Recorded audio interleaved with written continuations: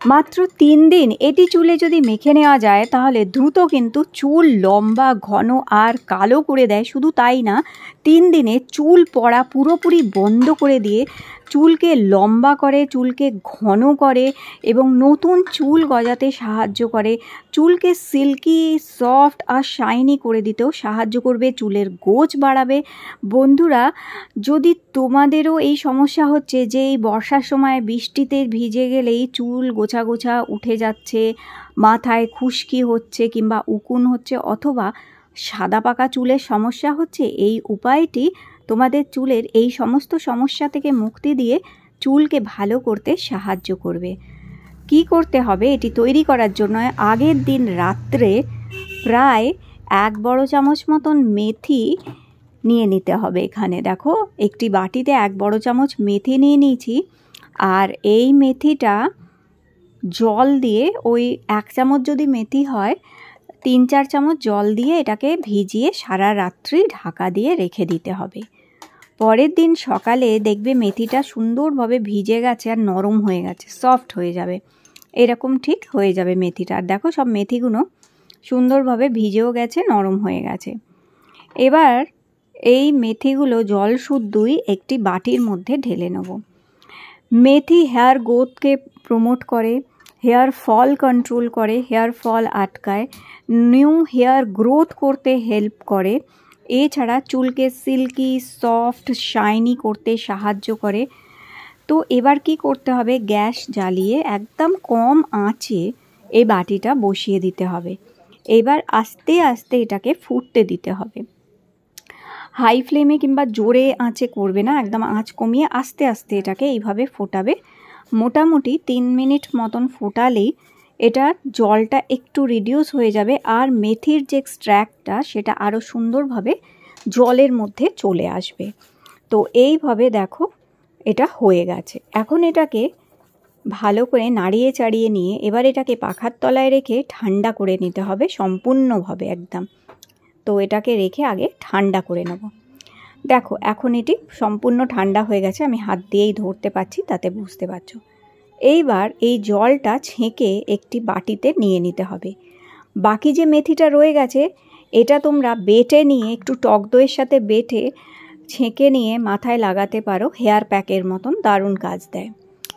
এবার এই যে ছেঁকে নিয়েছি জলটা, তার মধ্যে প্রায় 2 চামচ অ্যালোভেরা জেল মেশাবে। যদি গাছের অ্যালোভেরা জেল মেশাতে চাও তাহলে সেটাকেও মেশাতে পারো এর মধ্যে। আর মেশাবে প্রায় 1 চামচ মতন এখানে নারকোল তেল। এইটা ভালো করে মিশিয়ে নেবে। মোটামুটি এটা আমার 5 থেকে 6 দিন চুলে লাগাতে পারবো। তো ওই রকমই 6-7 দিনের মতনই এটা তৈরি করবে। আর যেহেতু এখন প্রচণ্ড ভ্যাপসা গরম, ওয়েদারটাও গরম আছে, ভ্যাপসা ভাব আছে, তাই এটা বাইরে রাখলে নষ্ট হয়ে যাবে। এটাকে ফ্রিজে রেখে দিতে হবে তোমাদের। প্রত্যেক দিন স্নান করার আগে 1/2 ঘন্টা আগে ফ্রিজ থেকে আগেই বার করে রেখে দেবে, যাতে এটা টেম্পারেচারটা নর্মাল হয়ে যাবে। তো কী করবে? স্নান করার আগে 1/2 ঘন্টা আগে কি 1 ঘন্টা আগে এটা বার করে নেবে ফ্রিজ থেকে।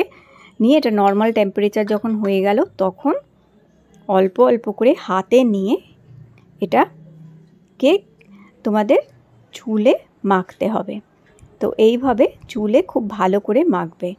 তো তোমরা চাইলে যদি অসুবিধা হয় তুলোর সাহায্যে মাখতে পারো, অথবা তোমরা হাতে ঢেলে নিয়েও মাখতে পারো, যেরকম আমরা তেল মাখি সেইভাবে। প্রথমে চুলের গোড়াতে ভালো করে মাখবে। এটা দুর্দান্ত কাজ করবে, দারুণ সুন্দরভাবে হেয়ার গ্রোথ করবে, হেয়ার ফল আটকাবে। রুক্ষ সূক্ষ্ম উস্কো খুস্কো ঝাঁটার মতন যে চুলগুলো হয়ে থাকে সেই চুলগুলোকে খুব ম্যানেজেবল করে দেবে, চুলকে খুব সফট করবে। চুলের ওপরে একটা প্রোটেকশানের লেয়ার এসে যায়, যার ফলে কি হয়, চুল ওই যে দুমুখো চুল হয়ে যায় কিংবা মাঝখান থেকে যে চুল ভেঙে যায়, যার ফলে চুল লম্বা হয় না কখনো। কারণ চুলটা একটু লম্বা হলেই মাঝখান থেকে ভেঙে যাচ্ছে অপুষ্টির জন্য কিংবা অত্যাধিক ড্রাইনেসের জন্য। তো সেই জিনিসটা হবে না। সারা চুলে একদম গোড়া থেকে ডগা পর্যন্ত খুব ভালো করে এটা মেখে 1/2 ঘন্টা থেকে 1 ঘন্টা তোমাদের এটা রেখে দিতে হবে। তারপরে নর্মাল জল দিয়ে চান করবে, যেরকম চান করো সেরকম চুলটা ধুয়ে নিয়ে স্নান করে নিতে হবে। আর হ্যাঁ, যেদিন যেদিন শ্যাম্পু করো সেদিন সেদিন শ্যাম্পু করবে। এটা এমন না যে তোমরা যেদিনেই লাগাচ্ছ সেদিনেই তোমাদের শ্যাম্পু করতে হবে, সেরকম না। তোমরা নর্মাল জল দিয়ে চান করে নেবে, নর্মাল শুধু জল দিয়ে, কোনো শ্যাম্পু করারও দরকার হবে না। এইভাবে যা ব্যাস, দেখবে চুল কি সুন্দর হয়ে থাকবে। তো বন্ধুরা অবশ্যই ট্রাই করে দেখো, তোমাদের চুল এরকমই সফট, সিল্কি, শাইনি, গোছ হবে, ভালো কালো হবে চুল, আর চুল সুন্দর হয়ে যাবে। তাহলে এই উপায়টা অবশ্যই করে দেখো, দারুণ রেজাল্ট পাবে।